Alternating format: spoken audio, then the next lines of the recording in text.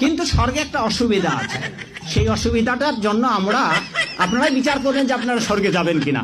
স্বর্গে, সঞ্জয় বাবু, স্বর্গে একটা অসুবিধা আছে, সেটা হচ্ছে কি, যে যেই পরিমাণ আপনার ক্ষুধা লাগবে স্বর্গের দেবতারা এই পরিমাণ আপনাকে খেতে দেবে না। ওখানে সুন্দর সুন্দর পাকা ফল আছে, কিন্তু গাছের ডাল থেকে ছুটে আপনি খেতে পারবেন না। ক্ষুধার ঠেলায় আপনি জল খেতে যাবেন, ওই সরোবরে নদীতে যে স্রোতস্বিনী ধারা আছে, ওই জল আপনি হাতে উঠে খেতে পারবেন না। তো ওখানে যারা স্থায়ী দেবতা আছে, ওরা যা খাইতে দেবে আপনার তাই খেতে হবে, ফলে স্বর্গ শান্তি নেই। জান্নাতের সবচেয়ে বড় বিষয়টা কি? আল্লাহ পাককে আমরা এই চোখ দিয়ে দেখতে পারবো ইনশাআল্লাহ। জান্নাত মানে কি?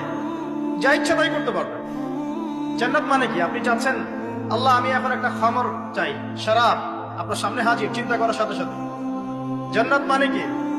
আল্লাহ আমি আপনাকে দেখতে চাই, আল্লাহকে আপনি দেখতে পারবেন। জান্নাত মানে কি?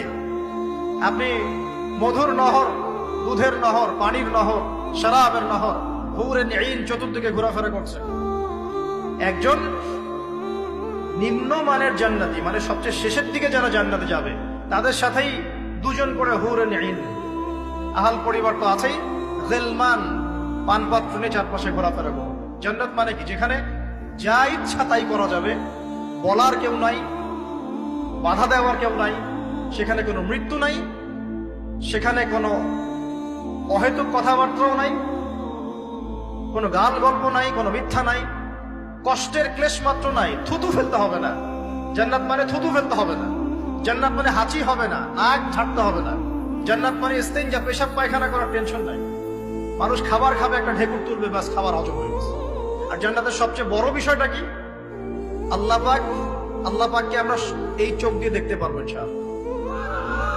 আর তার সমকক্ষ একটা বিষয় হচ্ছে, আল্লাহ পাক বলে দিবেন যে আমি তোমাদের সবার উপর সন্তুষ্ট হয়ে গেলাম, যাও কোনোদিন অসন্তুষ্ট হবে।